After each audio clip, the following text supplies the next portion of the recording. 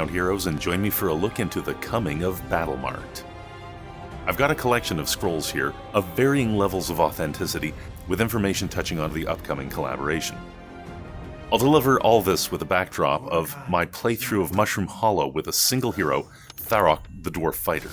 You fill your head with violence.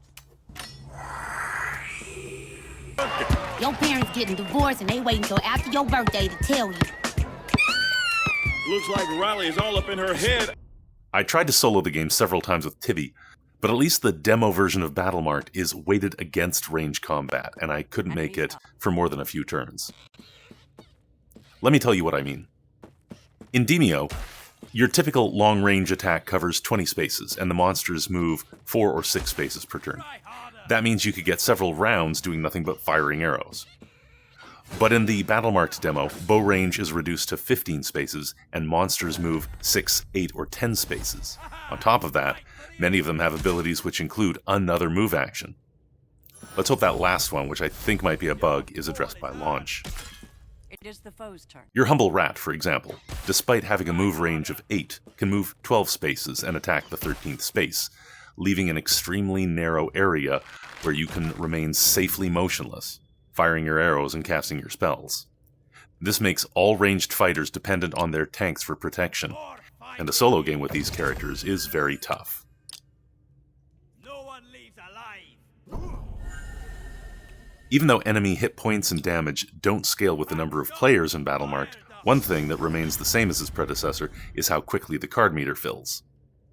Playing with 2 players yields another 1/3 more mana, or card juice, whatever it is they're calling it now. I call it a mess.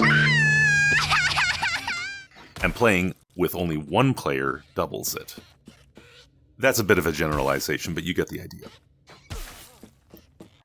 We don't have confirmation from Resolution on the level cap for characters yet, but what we do know is that traits cost points.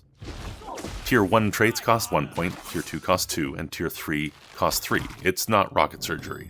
Hey, you want to be a rocket scientist?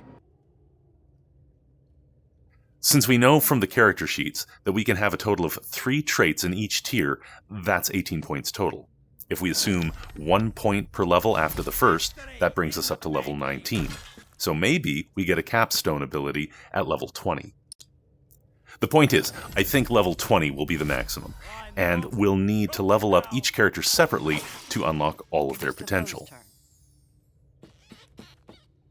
When fully unlocked, you'll be able to adjust traits between dungeons, mixing and matching traits, weapons, and clothing colors for the best character build. Time to crack some skulls. Nice to break out. Resolution has clarified that levels in Battlemarked don't line up with D&D terms. The heroes start out as established adventurers, so they're not level 1 in the same way as a group of greenhorns meeting in the tavern for the first time. I mean, Tibby's throwing around fireball and prismatic spray, so obviously they have a good amount of experience.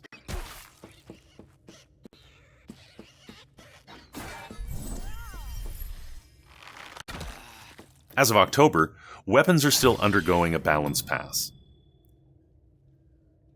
Where you found them was in chests, but that might change for launch.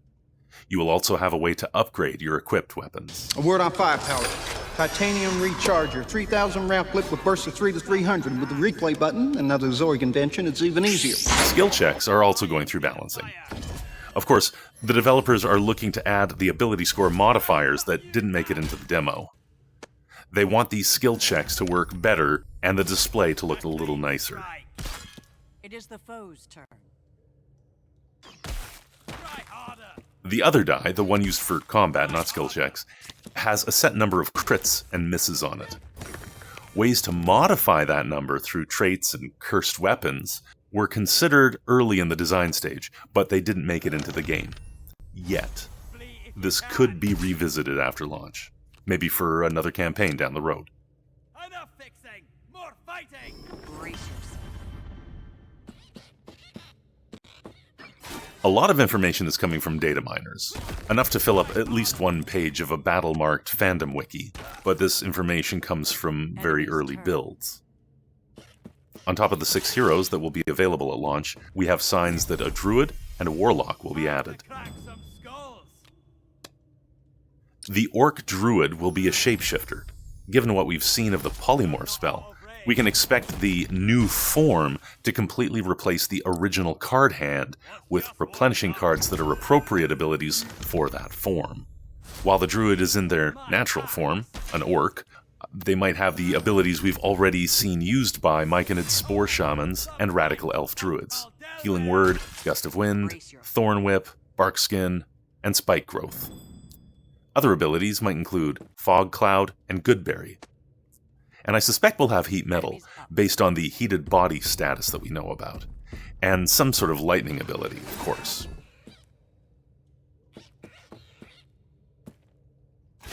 The human warlock will be more like a D&D warlock, though I would be very happy if they got a familiar like Endymion. Certain spells mentioned in the game files hint that they will be getting abilities like Armor of Agathis, Arms of Hadar, Eldritch Blast, and Witch Bolt.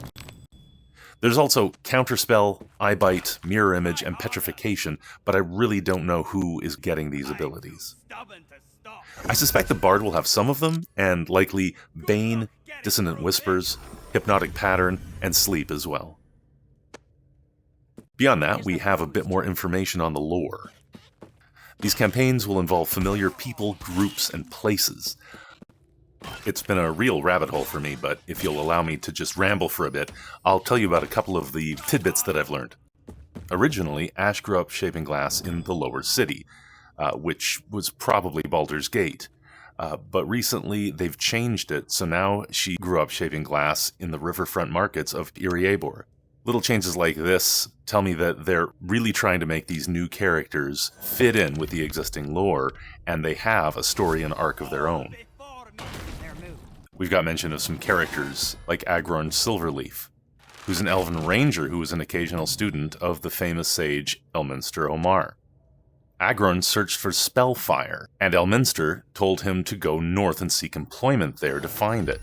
And that's right around where Campaign 1 and particularly Campaign 2 take place. Many of the locations in these campaigns have actually been used before in D&D modules. You can find locations like Cragmaw Castle, which I believe was the castle used for the training, and the ruins of Thundertree in the official Dungeons & Dragons module, Lost Mine of Phandelver. I wasn't able to find any official information on Mushroom Hollow, but the rest of the locations seem to have a lot of stories built up around them. You'll tour through places like the Fastness of Green Shadows before heading into the climax of the battle in Fireguard Fortress. That location also appears in the MMORPG Neverwinter. Campaign 2 gets really interesting. The module Icewind Dale, Rime of the Frost Maiden, sets a dreary and depressing tone in the area of 10 towns.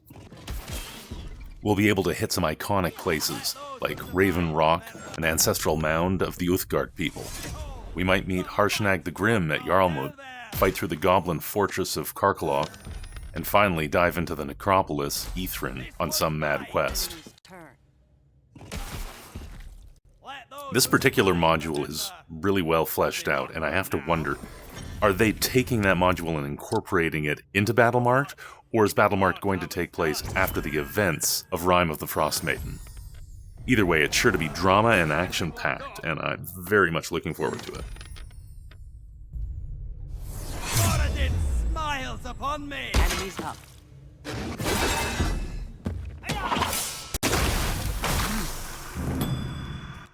There were actually a lot of limitations and known bugs in the Steam Next Fest demo. Keep in mind that the version they demoed needed to be submitted to Steam much earlier than October 13th. So what you see on screen right now wasn't even current state for when I was playing it. My axe sings! Enemy's turn.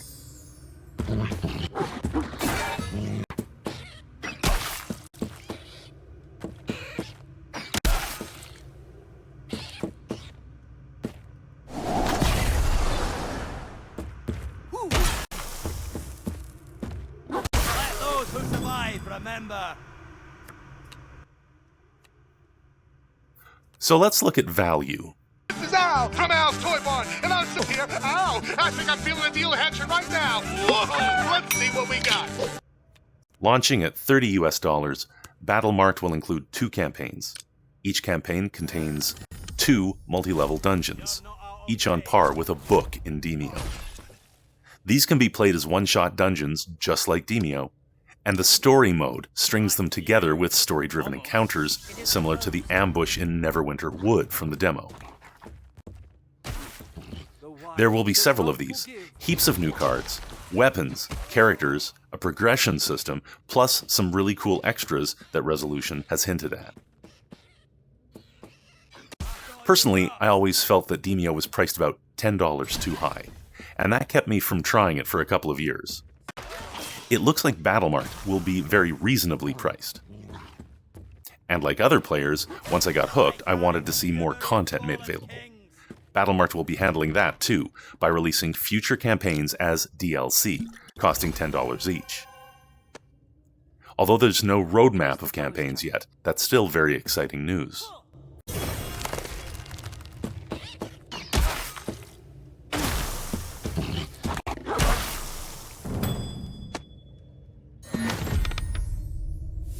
Let's see how loud you die.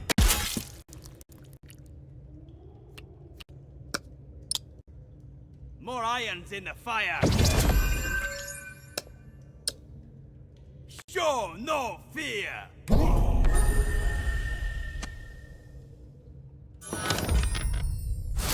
This one's mine. Enemy's turn.